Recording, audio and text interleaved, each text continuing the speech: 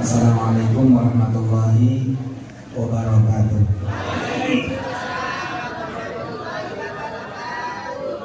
Alhamdulillah full sudah nasihat dari Kiai Pesantren An-Nur 2 Malang dan juga dari Pak Emil, alhamdulillah, dan juga doa-doanya buat kita semua, mudah-mudahan kembali pada beliau-beliau dan kepada Bapak Ibu semua dan keluarga besar kita dan masyarakat Jawa Timur semua dan Indonesia dan buat semua umat Rasulullah Muhammad SAW. Dan kebaikan mengiringi Ibu Nyai, Ibu Badi, Ibu Latifah dan Kiai yang hadir bersama kita semua. Irfan, Ibu Bari, Desa Suharifin, Izin, bersama dari siang, Ibu Husni, Ibu Rudin, dan para ustadz dan pengasuh semua. Mari kita baca surat Al-Fatihah lagi, menambah barokah wakiah kita insya Allah dari masa ke masa, hari ke hari hingga akhir hayat kita. Dan buat semua yang mengamalkan wakiah di seluruh dunia dari yang dulu hingga akhir zaman. Al-Fatihah. Ar-Rahman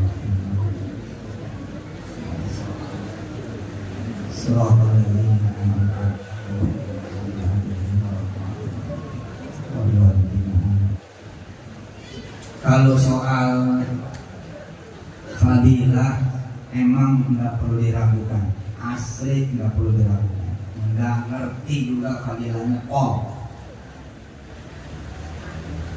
bahkan banyak tidak sedikit guru-guru kami, senior-senior kami berbagi cerita.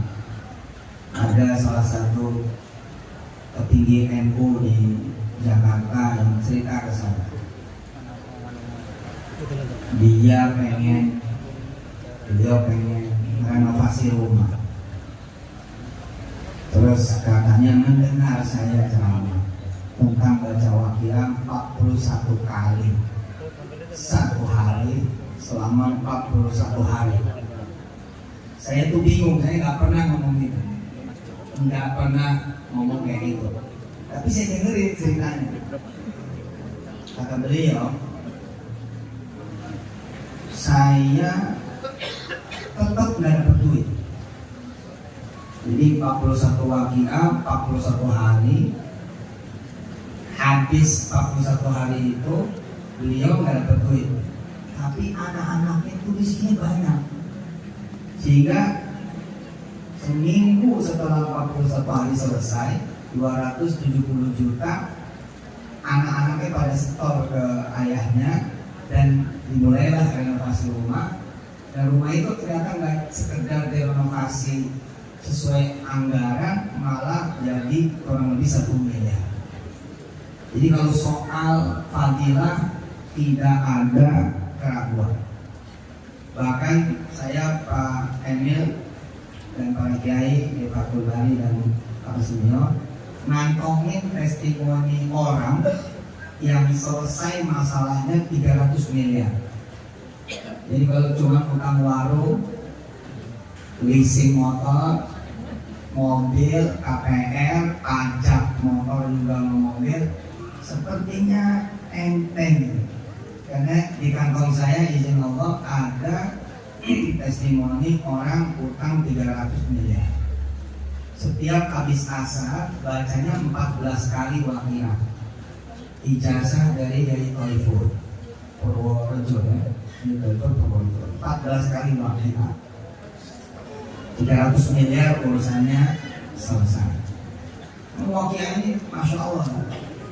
Nah tinggal PR kita semua adalah betul kata Kiai Fathul Bari, makanya alhamdulillah ibu bapak diberi oleh Allah hadiah asal waqiah, di mana bukan cuma baca waqiah, tapi ada ilmu-ilmu dari malam pertama hingga hari ini dan sudah berlangsung bertahun-tahun. Jadi ilmunya pasti udah banyak, insya Allah. Nah di urusan ilmu ini izinkan saya ikut belajar. Di antara isi suratul waqiah yang juga sangat menarik memang soal tauhid. Soal tauhid, soal iman. Dan tauhid atau iman ini paling enak karena Allah bilang begini, udah senang-senang aja. Udah silakan senang-senang. Urusanmu jadi urusanku. Hajatmu aku yang beresin. Kira-kira seperti itu. Ada 4 afara'aitum kan, tadi juga dibacakan oleh Haji Dr. Fathul Bari. Insya Allah nanti beliau dan seluruh senior di sini menjadi guru-guru besar, profesor, kampus universitas nanti berdiri megah di Kanur 2 Malang ini. Guru besarnya dari dalam, ini dari kampus sendiri insya Allah. Beliau tadi bercerita tentang afaraitum. Ada 4 afaraitum. Yang pertama afaraitum ma tumnu. Yang kedua ma tahrusun. Yang ketiga afaraitumul ma alladzi tashrabun. Yang keempat afara'aitumun nar allati turun. 4 ayat inilah yang menghibur saya juga, diantaranya bahwa tinggal ngadu beres, tinggal menyerahkan kepada Allah, selesai. Karena Allah punya kuasa pada 4 afara'aitum itu, bahwa memang Allah maha segala-galanya. Ketika kemudian kita percaya asli Allah urusnya. Ada anak kelas 2 SMA dengan izin Allah memberi testimoni. Dia dan keluarganya merutinkan baca waqiah. Setelah dengan izin Allah ini ceritanya, mendengar di televisi saya katanya juga berbicara tentang waqiah izin Allah. Anak kelas 2 SMA ini membaca waqiah didampingi orang tua, kakak dan adiknya dengan satu hajat dan doa supaya bisa kuliah. Kalau tidak kuliah, mudah-mudahan bisa kerja di pabrik. Setelah ini, tapi waqiah membawa anak muda ini dalam 3 tahun menjadi pemilik salah satu toko material terbesar di Kabupaten Tangerang. Kabupatennya menjadi salah satu pemilik dari salah satu toko material besar di kabupatennya. Hanya dalam waktu 3 tahun setelah lulus SMA, dan dalam kemudian waktu kurang dari 10 tahun atau 7 tahun ke depannya itu punya klinik dan rumah sakit tipe B. Permintaannya sederhana, lulus SMA bisa kuliah. Oke? Kalau nggak kuliah, kerja di pabrik. Amalannya adalah salah satunya waqiah. Tapi sekali lagi nih, ternyata Allah memberinya lebih daripada itu. Di tempat yang lain, di kantong saya juga nanti kita cerita, ada satu office boy yang saya masuk ke rumah sakit itu diceritakan oleh Allah, ketemu beliau di depan. Kemudian saya bilang ke beliau, nggak tahu tuh ada kekuatan apa dari Allah, kok rasanya kayak pengen ngomong aja. Saya tanya sama beliau, Mas pengen nggak punya rumah sakit ini? Kaget dia. Karena kan pertanyaannya harusnya pengen jadi karyawan tetap enggak? Iya kan? Pengen naik gaji enggak? Atau pengen kerja yang lebih keren enggak? Pertanyaan saya malah, Mas, jadi saya diundang ceramah, begitu turun ke lobi ada dia ngepel, nyapu. Saya bilang, Mas, Ustaz, cium tangan, bapak sarung tangannya cium tangan. Kemudian saya bilang beliau, ya saya ada ceramah di sini. Ente pasti nggak ikut ya. Iya Pak Ustadz, maafin saya nggak ikut. Mau nggak jadi pemilik rumah sakit? Terus dia nggak kebayang Jawabnya mau siapa? Dan saya nggak perlu juga nunggu dia jawab. Sambil jalan saya bilang kalau mau waqiah pagi sore. Terus ada teman saya jadi kaya banget, bacanya 17 kali. Assalamualaikum, gitu. Saya kok nggak tahu kan 17 kali orang itu cerita teman saya kok namanya Kiki yang punya harian Rakyat Merdeka. Kiki ini Pak Kiki itu dari muda 17 kali baca waqiahnya. Lalu ditanya dari mana Bang Kiki 17 kali nyamain nomor rakaat sholatnya apa? Jadi ijtihad sendiri tuh. Ijtihad sendiri. Nah, ibu bapak dari tahun berapa waqiah ini? Pasar waqiah dari tahun berapa? Dari tahun 90. Ya katakanlah ikut di 5 tahun terakhir. Oke? Dan bertemu Ustadz Kiai baik dalam An-Nur 2 maupun luar berlimpah. Orang ini bertemu Yusuf Mansur menghadiahkan waqiah hanya 3 menit. Tapi dalam tempo kurang dari 4 tahun benar-benar dia menjadi honor masa itu. Dan ketika saya diundang, dia sudah sebagai honor. Unbelievable. Itulah afalah itu. Kamu tinggal dulu wes, aku yang kerjain. Kamu tinggal dulu. Nah, iman yang kayak apa? Kok membedakan kita misalnya dengan dia? Sebenarnya tidak, cuma rezekinya beda-beda. Ada yang rezekinya kesehatan, ada yang rezekinya anak cucu mantu baik semua, gitu. Itu rezeki juga. Ada yang rezekinya, masya Allah anak pengen nyantren, itu rezeki juga. Disuruh nyantren ke An-Nur 2 susah benar. Tiba-tiba ketika kita waqiahan, anak pengen nyantren sendiri. Mungkin karena asal ikut pasar waqiah, melihat pesantren wisatanya An-Nur 2 ini luar biasa, akhirnya anak itu masuk. Itu kan juga rezeki. Tapi oke, kita bicara dunia yang membawa pada keyakinan. Kok bisa 2 anak muda ini bisa punya rezeki nikmat fadilah dari Allah seperti itu? Dan itu rezeki masih terlalu kecil. Ketika dia nanti menjelma menjadi ashabul yamin, luar biasa, sampai apa-apanya yang didapat di dunia itu. Nah sekarang bagaimana ceritanya? Ini menarik. Kalau sudah bicara afarah itu, memang ada rahasia kerja Allah di sana. Yang kalau kita nggak dikasih tahu ilmunya, nggak tahu. Yang kalau kita nggak dikasih tahu kejadiannya, nggak paham. 4 afaraitum ini penuh bekerja buat siapa yang meyakini.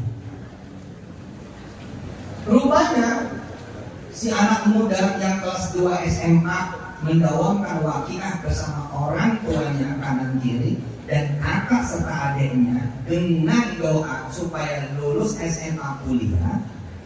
Kalau nggak diterima kuliah kerja di pabrik, dibikinin jalan hidup oleh Allah. Apa jalan hidupnya? Enggak kuliah dan enggak kerja di pabrik. Harusnya kan secara doa udah diwaqiahin terus dong. Kalau udah diwaqiahin, masa salah satu dari 2 enggak? Apa kuasa Allah? Wong pengen kuliah doang kok, nggak minta gede-gede, nggak minta tinggi-tinggi, nggak minta muluk-muluk. Terus kalau nggak kuliah juga pengennya kerja di pabrik. Iya, tapi kata Allah supaya kamu tuh bertasbih. Karena kalau kita dapat yang biasa-biasa aja, kita nggak bakal subhanallah, nggak bakal begitu lah, nggak bakal Allah Akbar, enggak, karena dapatnya kecil dulu. Secara kita orang adi gitu, hal yang nyusul, hal yang biasa. Tapi karena dia dapatnya yang gede, akhirnya membuat dia mampu melaksanakan fasabbih bismi rabbikal azim. Betul Ustaz, saya jadi seperti ini. Berceritalah orang ini awal waqiah tidak kuliah dan tidak kerja, melainkan dia menjadi marbot masjid. Bayangin menjadi marbot masjid, tapi dari marbot masjid itulah jadi pemilik material terbesar di kabupatennya, salah satu material terbesar, dan menjadi pemilik perusahaan. 4 bulan jadi marbot masjid, bukan di masjid yang gede, masjid kecil, musola, bahkan musola kecil. Cuman setelah jalan 4 bulan, ada orang kaya yang punya masjid sendiri, pindah sholat ke musola kecil.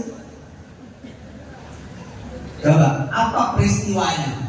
Oh, orang kaya punya masjid sendiri, sholatnya malah di situ. Ya, karena Allah akan mempertemukan orang kaya ini dengan anak muda ini yang 3 tahun kemudian nanti menjadi mertuanya. Ini saya kasih bocoran, sepil dikit. Kenapa dia punya toko material terbesar? Loh, tapi kan itu itu. Siapa yang mempertemukan itu?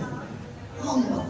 Jadi orang kaya ini merenovasi total masjidnya, dirobohin. Kan dia butuh sholat. Nah, dia sholat di musola kecil itu. Karena masjid gedenya punya dia itu direnovasi total.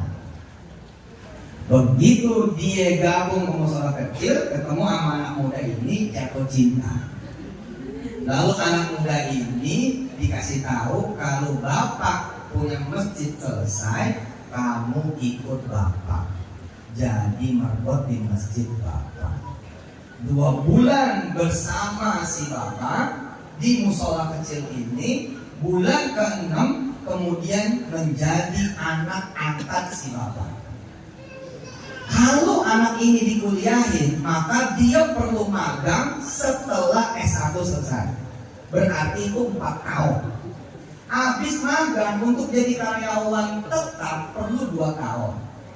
Habis itu dipecat, pindah kerjaan,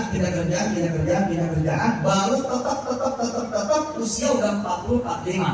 Lama sekali prosesnya. Tapi dengan waqiah, Allahumma sholli ala sayyidina Muhammad wa ala alihi, prosesnya dipercepat oleh Allah dan diperbesar hasilnya. Itulah fawaid. أفرأيتم ما تمنون أأنتم تخلقونه أم نحن الخالقون. Semua أفرأيتم istimewa.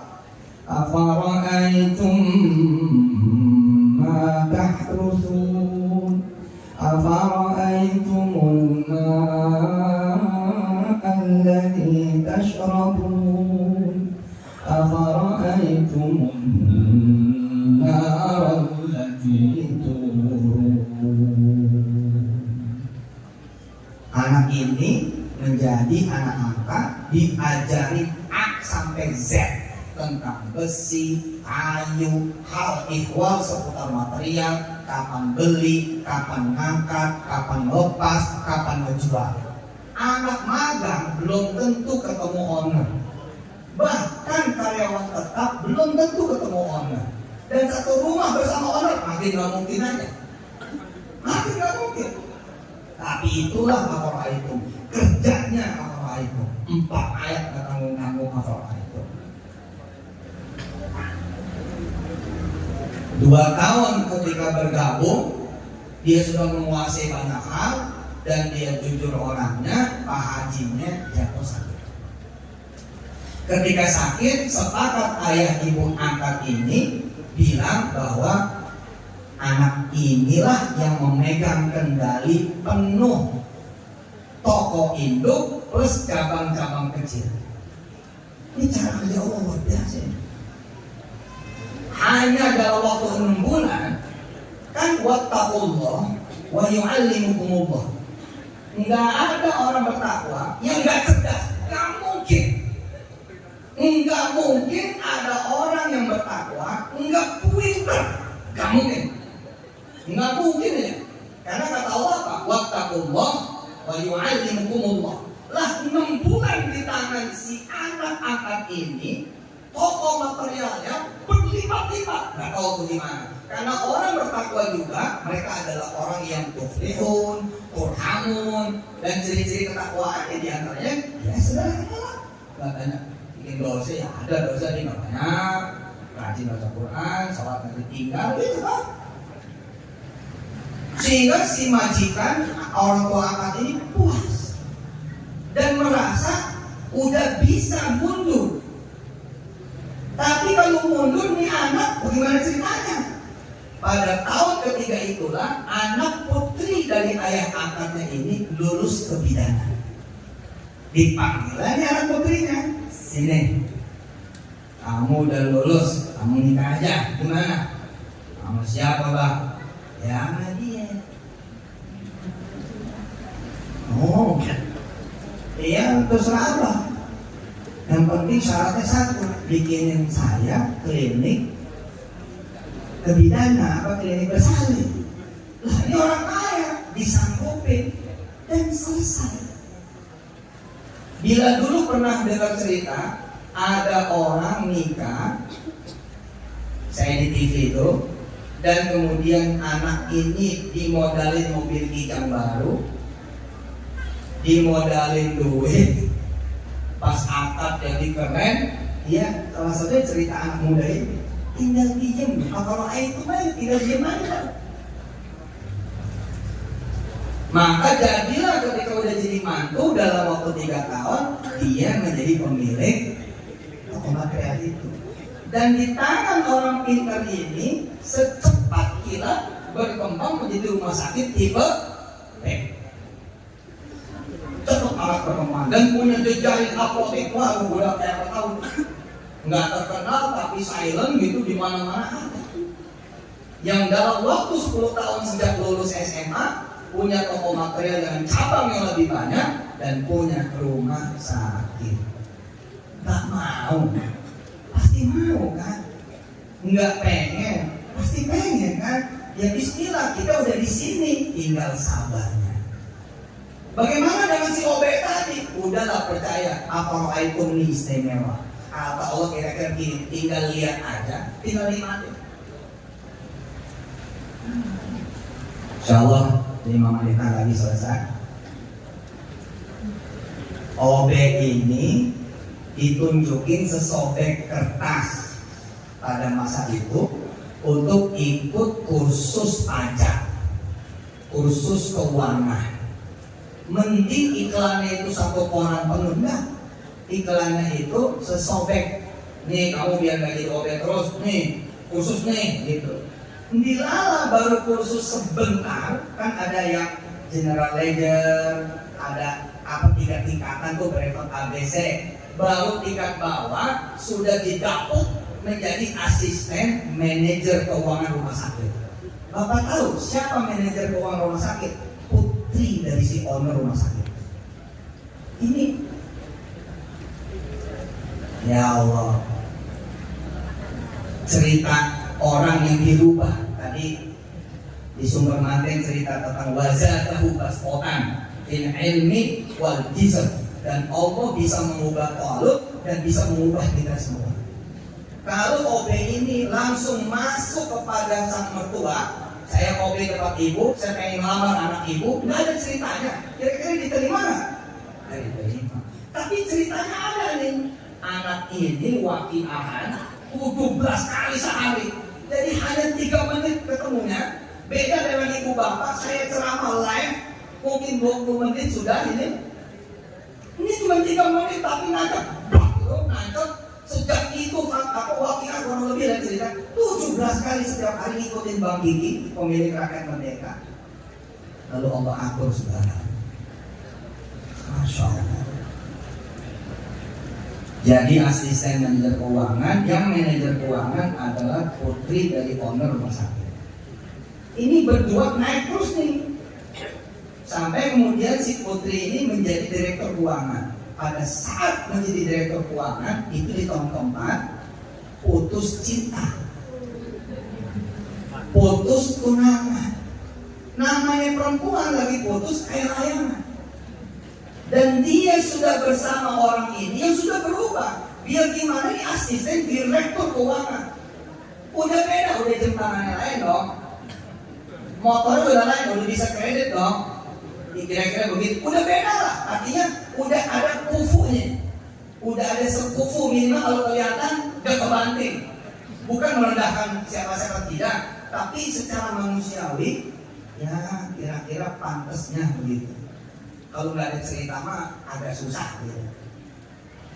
Nah pada saat kayak pelayanan putus, jadi yang si OB ini yang udah menjelma menjadi asisten direktur. Dan karena akhlaknya bagus, orang yang menjaga wakil apa? 17 kali sehari. Rasanya kita harus percaya ini orang gak mungkin juga gampang bohong. 17 kali loh, masa dia mau nyanyain wakil air? Gak mungkin lah. Artinya segala kemudian fadilah itu melekat kepada dia termasuk ketakwaan. Orang-orang tua si perempuan ini melihat, wah ini anak baik, ya udah jadi saja, jadi Pak. Dan Bapak tahu, perempuan ini anak satu-satunya. La haula wala quwwata illa billah. Ini yang saya bagi pada kesempatan kali ini tentang 4 afaraitum kaitan dengan tauhid. Tugas kita semua, ibu dan bapak, pulang dari sini pelototin afaraitum itu. Pelototin. Baca lagi. Begitu ketemu afaraitum, luangin waktu melihat terjemahnya sampai afaraitum an-nar allati turun. Nanti baca lagi, ketemu afaraitum, lihatin lagi. Terus ada apa sih sampai nanti Allah kasih tahu tentang sesuatu yang saya tidak jabarkan di sini tentang 4 afaraitum. Nanti tugas Fathul Bari menambahkan kepada jemaahnya sendiri dan cara-cara beliau. Ini tentang tauhid. Jadi suratul waqiah ini perkara tauhid. Datang kepada dia beres. Datang kepada dia selesai. Serahkan kepada Allah, udah semuanya bakal tercukupi, terpenuhi insya Allah. Allahumma arhamna bil Qur'an waj'alhu lana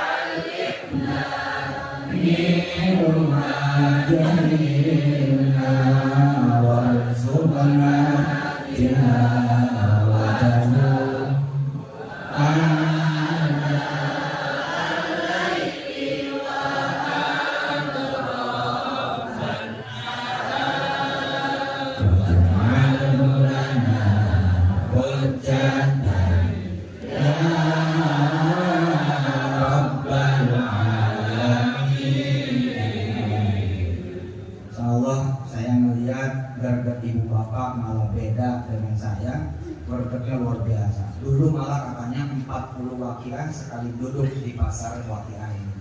Baru kemudian terakhir diubah menjadi 9 kali. Ya sudah, gerget itulah yang diterusin dan ditularin. Atas kemudian perkataan dari Pak Emil, apakah bisa dibawa kepada korporasi? Ya jelas bisa. Dibanakin aja majelis kayak begini di seluruh kota dan kabupaten, di seluruh Jawa Timur, udah dia menjadi provinsi terbaik seplanet bumi, bukan cuma di Indonesia. Wassalamualaikum warahmatullahi wabarakatuh.